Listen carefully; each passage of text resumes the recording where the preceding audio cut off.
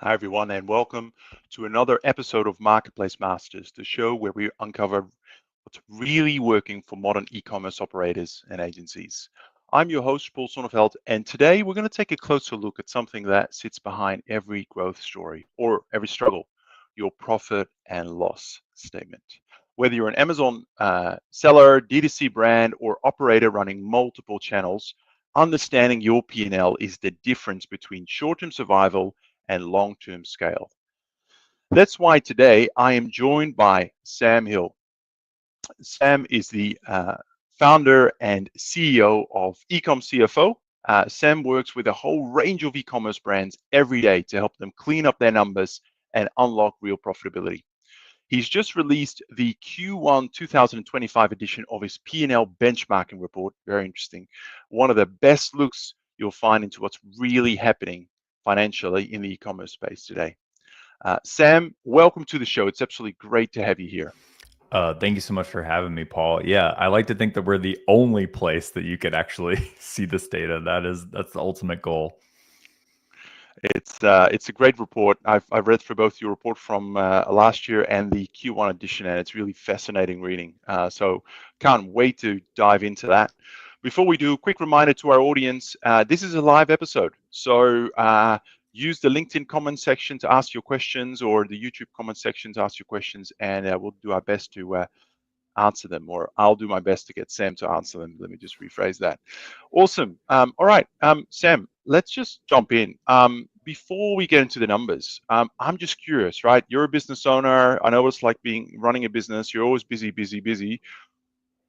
Why did you even do this whole benchmarking exercise? It's an enormous amount of time that goes into it. Lots of data gathering. What drove you to start this benchmarking initiative? Purely selfish. Honest answers are good. Well, I mean, we're called Ecom CFO. Oh, we might have just lost Paul, but I understand the general direction of where we're going. Now, I'm still here. I'm just putting the spotlight on you there. Oh, thank you so much. I was on another podcast and the host had internet problems. So I just started ranting for 20 minutes until he came back and hopefully gave the audience some value. So why did we do this? I literally get the same questions over and over and over again every time our firm talks to clients during financial reviews. And that is, how do we compare to others? What are you seeing in the market? And I finally said, why don't we answer this question more definitively and systematically for all of our clients and for the industry at large to see, here's what happened, here's what changed, and here's our analysis of the situation. And so we put out the first one in January of this year that covered all of last year compared to trailing 12 months of the prior year. And now we're getting better and faster about publishing these. And this latest one that is really, this is the first time I've talked about the benchmark report publicly. So pretty excited. And this covers Q1 of this year versus Q1 of last year. And we're going to continue to do this quarter in and quarter out because, again, I'm selfish. We obviously want more business, but I also just feel like that this is really needed in the market because you can go on Twitter, X, LinkedIn and get screenshots, and you can be in WhatsApp groups or the different e-commerce groups and see a lot of anecdotal or fragmented data, but we're trying to aggregate everything and give people real actionable insights and benchmarks that they can literally compare themselves to today and be able to make better decisions, plain and simple. Yeah, absolutely. And just to note to our audience, if you've registered for this podcast, either you're watching live or afterwards, you will get access to the report as well. We'll make sure that we include that in the emails that go out after. So you are actually, it's not officially released yet, so you're actually probably the first to get your hands on the report before anyone else does. Sam, just a quick question. Methodology, how did you collect the benchmarks? What was your approach here, just briefly?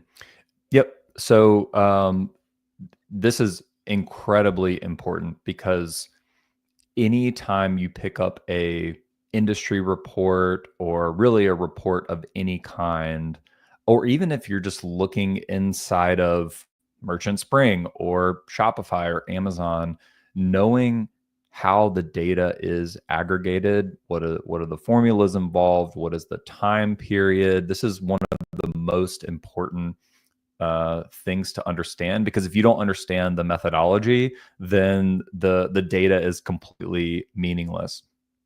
So we took about 20 of private company data, and we made sure that it was apples to apples.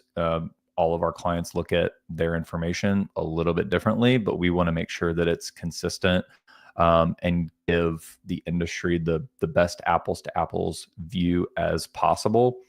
The Q1 report is just private companies, so we try to look at less than $10 million businesses, $10 to $50 million businesses, and 50 million plus. So we've segregated it by revenue cohort. Now, there's an added little twist that I think is not as relevant, but really interesting, and that's looking at public companies. So the Elf Beauties of the world, the Lulus, the Yetis, you can still compare yourself to these public companies. Now, how relevant that is to you is a different story, but I do think it's really important and really interesting to read some of the public company 10Ks and annual reports, especially in the particular vertical that you may play in. If you're in apparel or health and wellness, or particularly if you're in beauty, like go read Elf Beauty's 10K and annual report. I mean, there's a treasure trove of information that's completely free and easy to access in about 10 seconds. So go read our report and go also read some public company reports. It's just going to 10x your data literacy. Yeah, no, look, that's a great practical tip. A lot of these companies, obviously, they have much larger teams. They spend a lot of time preparing things, making sure everything is accurate, giving those industry insights. Yeah, and sorry to interrupt you, Paul. I just thought about this because you have a lot of global viewership because you are not American, as we can tell. But a lot of non-Americans don't know where to go in the U.S. to find those public company reports. I was working with a Dutch company, actually, that they were in the cosmetic space. And they said, oh, yeah, we aspire to be XYZ company. And I said, okay, are they publicly traded? And they said, yeah. And I go, okay, cool. We were on Zoom together, and I just went to sec.gov and pulled their 10K. And this particular client was just completely blown away because they didn't even know that data existed. So I know that each country's reporting requirements are different, et cetera, et cetera. But if you are not an American and unfamiliar with the SEC and the way that the U.S. publicly traded stocks work, all that data is publicly available. Yeah, sec.gov. Great tip. All right, well, let's dive into the report, Sam. You've just updated. You've got your Q1 data and report. Hot off the press, so to speak. To you, what stood out as like new or unexpected compared to the benchmarking exercise you did in 2024? Yeah, and I think it's maybe a good idea just to do a little bit of showing instead of doing the telling. So if you don't mind, Paul, I'm just going to share my screen just to give the audience a little bit clearer picture of like, what do we even mean by a benchmark report? What does this even look like? What am I talking about? Is this large enough? We need to increase it a little bit more. I think we're good for now. Okay. Yeah. Okay, great. So if you only saw one set of tables or one piece of the benchmark report, this is where I would live. I mean, this entire thing is, I don't know, 30-ish pages. But this is the main thing that you need to know, or your audience needs to know, in one page. So what am I looking at? I'm looking at 3 tables. Each table is set up exactly the same. the one key difference is the revenue cohort. So this top is the less than $10 million annual revenue cohort, the $10 to $50 million revenue cohort, and the over $50 million revenue cohort. And it shows the Q1 average for this year, the Q1 average for last year. This is a little bit statistician speak, but important. This is the absolute change and the percentage change, because both of those are really important, and I think tell a little bit different story. We don't need to go into all of that. I mean, you can plug this in and ask ChatGPT, as Paul, you've already started to do, and ask what is the difference between absolute and percentage change. But all of this is here, and this really tells the story of the quarter. If you just want it read to you, or you want to read it in words, here are the key themes for the quarter. And Paul, I'm happy to continue walking through these, or if you want to pick out some of your favorites, either one. No, look, I think obviously we've had a lot of uncertainty in the first quarter, right? So I think the question I'm really interested in is what's changed? What change have you seen looking at the benchmarks for 2024 and now Q1? What are the big things that you point to and go, right, something's changed, something's different here, good and bad actually, or surprises that would be really useful. Yep.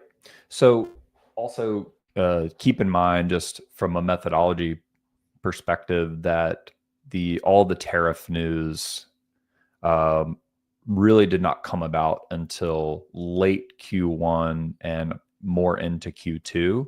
So we have to, kind of put that aside. I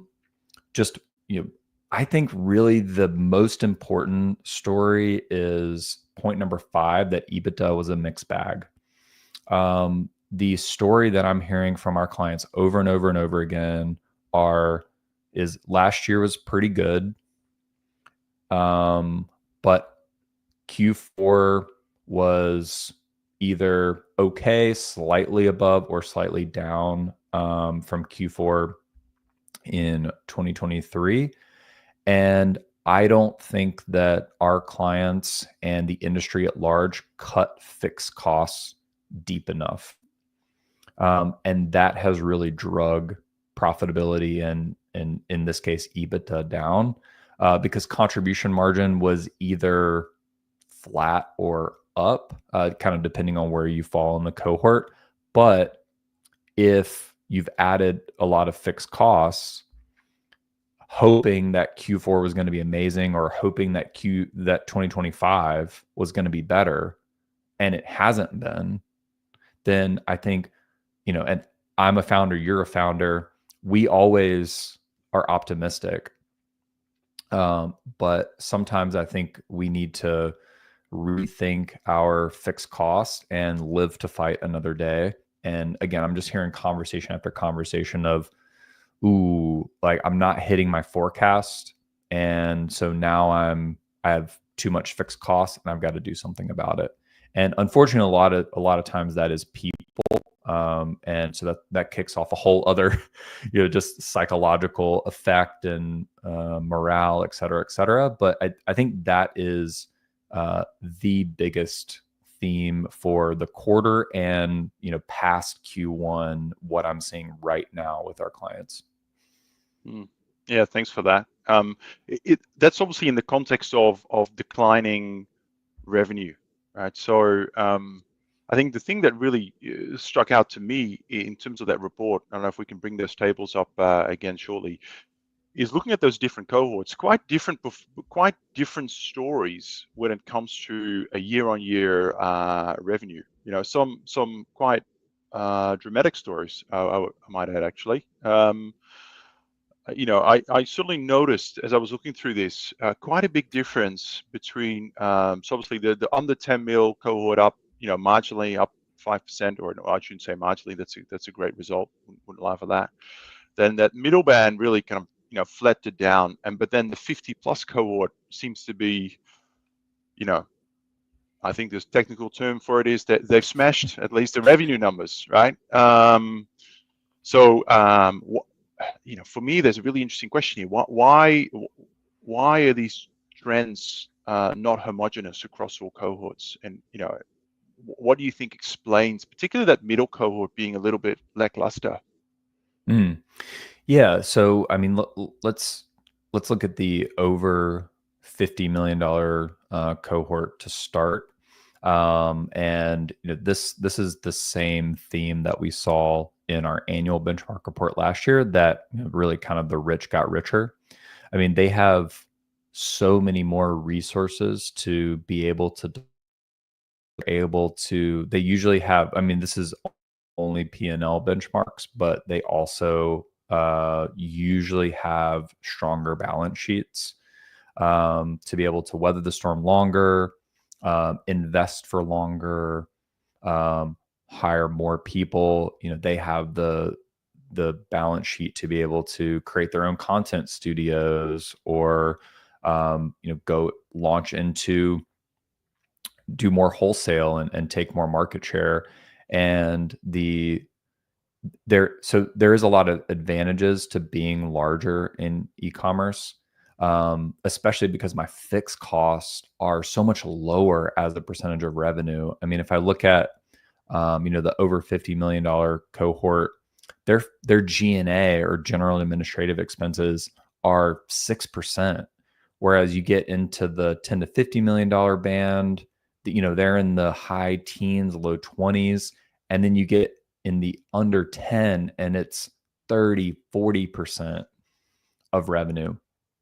So because you still have to have, there is a floor of fixed costs for running an e-commerce company, period.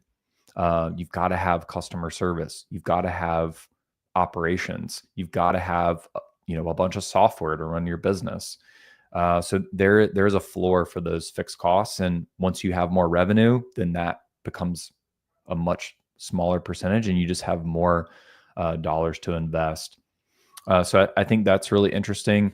I think the going back to the net revenue growth story here, and why this is different for the under 10 million. I find that these companies are usually just more nimble, so they're able to respond faster than the step up, the middle cohort, the 10 to 50 million.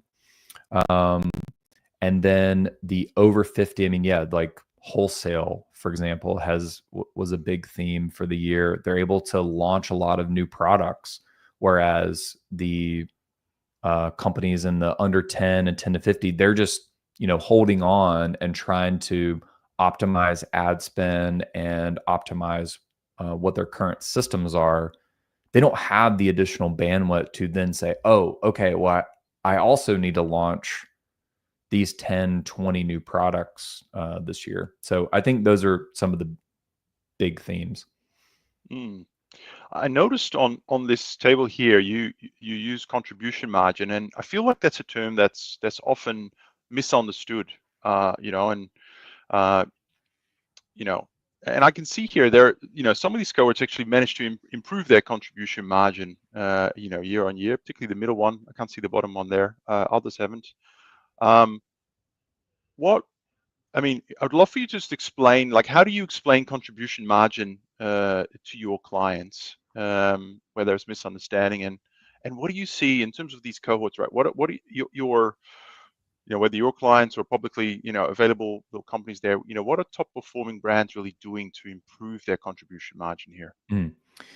Yeah, so contribution margin is probably the most important and also the most misunderstood, I think, in our industry. Several articles about contribution margin. Very simply, our definition, some people have different definitions. So again, going back to that methodology, we always have to make sure that we're apples to apples. But our definition is contribution margin is the cash left over after all variable expenses. So the biggest variable expenses are product costs, pick, pack, ship, ads, merchant fees. Generally speaking, there's some others, but we don't have enough time, so that's enough. some people, we have a debate about, okay, what do I include? What do I not include in contribution margin? That is much less important. What matters is you define contribution margin for yourself, and that you're tracking and managing the same set of metrics with the same calculation month in, month out, week in, week out, year in, year out. So that's the most important thing. So I think in terms of, I'm going to skip the question, at least for now, on how to improve. I think the most important thing that I still see issues with is just understanding what my contribution margin is, and this other very basic question about what is good. So if we take a little tour in the benchmark report down to, we have a contribution margin section. And not only do we present the data, but we also present the percentiles, which I find, and more importantly, our clients find particularly helpful. Sorry, I got this weird thing in the way when we try and hover over it. But yeah, so contribution margin percentage, we have the 5th, so the worst performing companies, the 50th, so average, and then the 95th, the absolute best companies, and what their contribution margins are. So you'll notice, we generally say 30% is the target, and then anything over 30% is great. Once you get honestly into the 40s, the 45s, and definitely the 50s, I think it's actually bad, because it means that you are probably under investing in the business. So you need to probably spend more on ads, or change up your offer in some way, or maybe it's time to take that money and invest it elsewhere. And then certainly on the flip side, you'll notice in the 5th percentile that all 3 cohorts are in this 10% range. So if your contribution margin is 10%, we have a real problem. And we need to really go back to the drawing board about what my unit economics are, what my pricing is, what my discounts are, what does it cost to fulfill my product. And the business is most likely a lot less sustainable. In the immediate term, we need to take immediate action if contribution margin is that low. And so again, just using this benchmark report to orient yourself and define, okay, is it good? Is it bad? Where do I need to allocate my resources? Those are all the important questions that I'm asking. Our clients should be asking themselves. Yeah, no, it's certainly high single digit or really low double digit contribution margin. It's going to be challenging, to keep the lights on, right? To cover that fixed overhead. Obviously, the size of the business, and there might be certain distributor type businesses or wholesale businesses that where this makes sense, but in general, for sure. Which sort of brings me on to that next question I was going to ask you around blind spots. You sit down with e-commerce brands all the time, and when we're sitting down with them and reviewing like P&Ls for the first time, you're talking to their CFO. What are the biggest blind spots that you notice? What are people just not looking at, or maybe just not focused on? What are those maybe light bulb moments in the minds of your clients when you meet with them for the first time? I have 2 quite unfortunate stories in the last month that just make the blind spot question very, very apparent. We've had 2 clients that I've had some really hard conversations about, because the business is failing, and they're at a point where we have to decide who we're going to pay. Are we going to pay the credit card companies? Are we going to pay the SBA? Are we going to pay the suppliers? Are we going to pay people? What are those order of operations? And In both of these cases, the founders put in a lot of effort day to day, and they worked really hard day to day and on the things that they thought would move the needle. And they didn't give the financials the attention that it deserves, and that is required. And so you can put in all of the effort in the world, but if you're not reviewing the financials, if you're not understanding, am I making money? How is cash moving? Do I have enough cash? Then all of the effort that you're putting in to optimize your product listings, to optimize the website, to play around with the latest and greatest AI tool, all of that is irrelevant. And so, whether it's our firm or someone else, the most important thing that you can do is actually face your numbers. And because a lot of and our clients are not that different. That part of the reason that they pay us is for accountability. It's because they have to face their numbers every month. And so I just encourage everyone, including myself, even though I run a CFO and accounting firm, I also fall prey to this. Like, I want to go work on the fun marketing stuff and come on Paul's podcast. But I need to make sure that I'm reviewing my numbers and understanding if we're profitable or not. Are we hitting our targets, yes or no, and why? And I need to dedicate that time to make sure that I understand my financials, because the universe doesn't care. The universe doesn't care how hard you're working. The universe cares about results and is going to reward you for results, period. And so it is on you.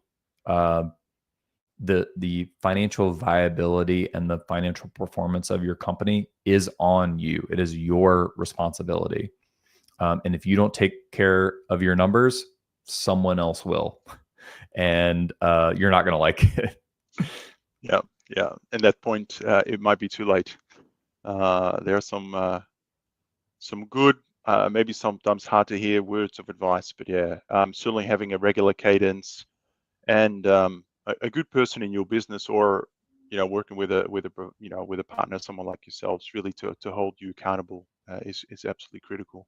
I'm a bit like you. I'm not great at it, but luckily my business partner, he is really good at this, and he forces me to sit down at least once a month, and we go through this.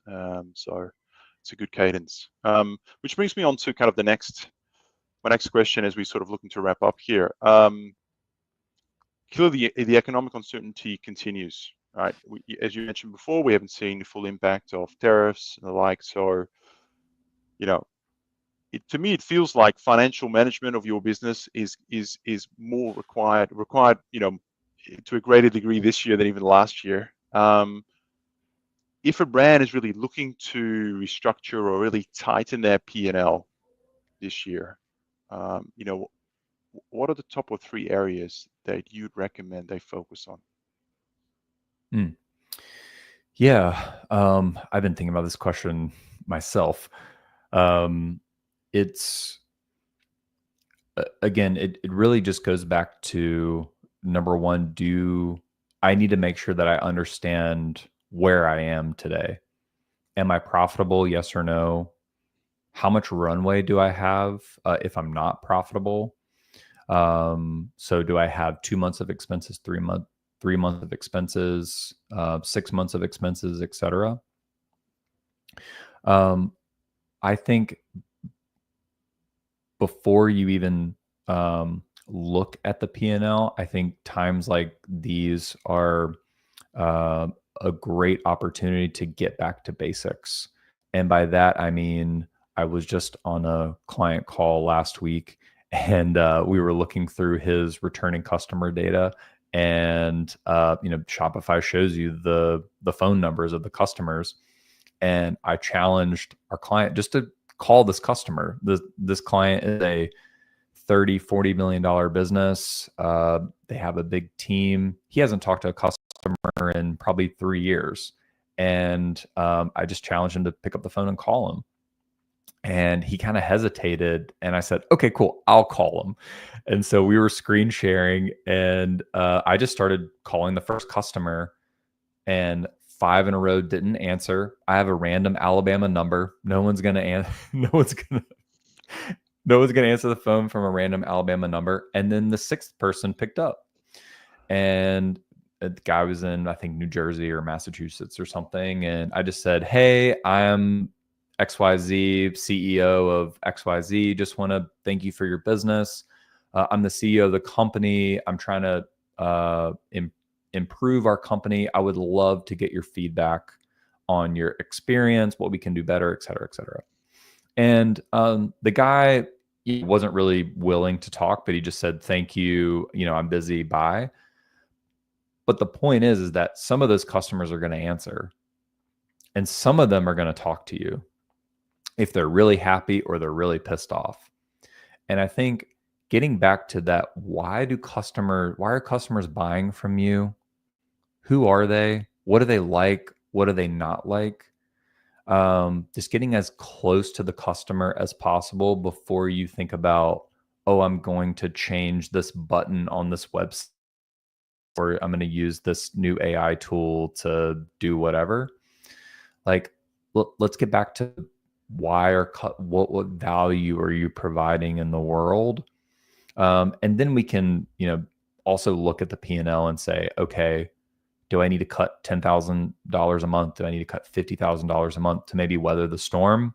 And then it's not going to be fun.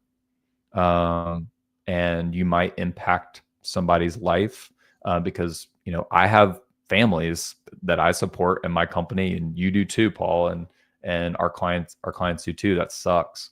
But if you run your business into the ground, then the game stops for everybody.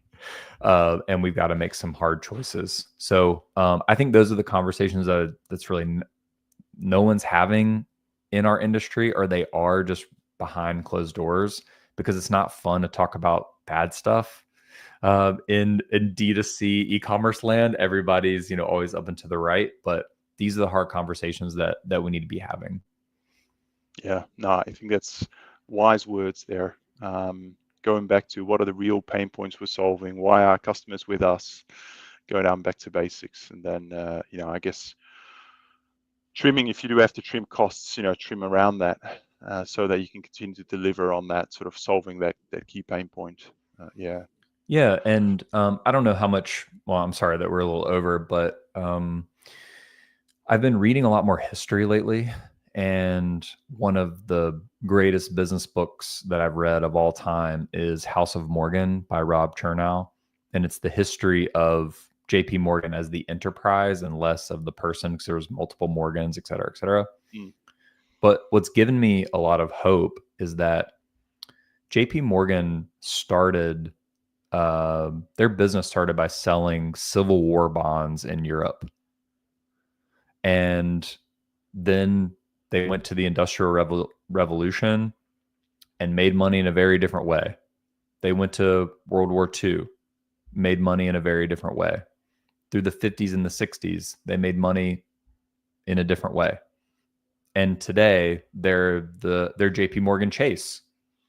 They were never a retail bank for the vast majority of their 100 plus year history. So the best business owners are going to figure it out and make money and drive profitability and sustainable growth.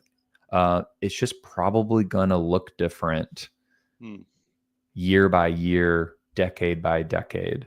And if we zoom out and picture ourselves in 50 years, how we make money and the value that we provide to the market today, probably going to look a lot different tomorrow. So a lot of hope and confidence that whatever the storm is, whether it's macro and tariffs, or if it's your Facebook ad account got shut down, it's all problems. And they're all solvable, and the best founders are going to figure it out. That's I think that's a great way to wrap up, Sam. Some good and encouraging words as many brands sort of try and weather some of these storms of uncertainty. So thank you so much. Appreciate you bringing the clarity, the data, and the insights to a topic that many in our space really need, but don't always prioritize, as you said before, or always completely understand. So thank you for being generous as well and sharing your Q1 report. I really like how it brings like a fresh lens on what does financial strength really look like going into this year. And yeah, we'll make sure to include it in the show notes and the email that goes out as well. So Amazing. Sam, thank you so much for joining me today. I really appreciate it. Thank you, Paul. Yeah. See you next time. Take care. All right, everyone. That is it for today's live episode of Marketplace Masters. For anyone watching live or on the replay, as I mentioned before, we will link to Sam's full report and also provide some ways to connect with Ecom CFO as part of the episode descriptions and the like. Of course, don't forget to subscribe to Marketplace Masters either on YouTube or head to our website and check out our full library of episodes at merchantspring.io. And of course, if you are a brand or an agency and you really want to get a better handle on your financials, specifically on the likes of Amazon or Walmart, feel free to head to our website and check us out. We'd love to give you a tour of our products. I'm Paul Sonneveld, and see you next time. Take care.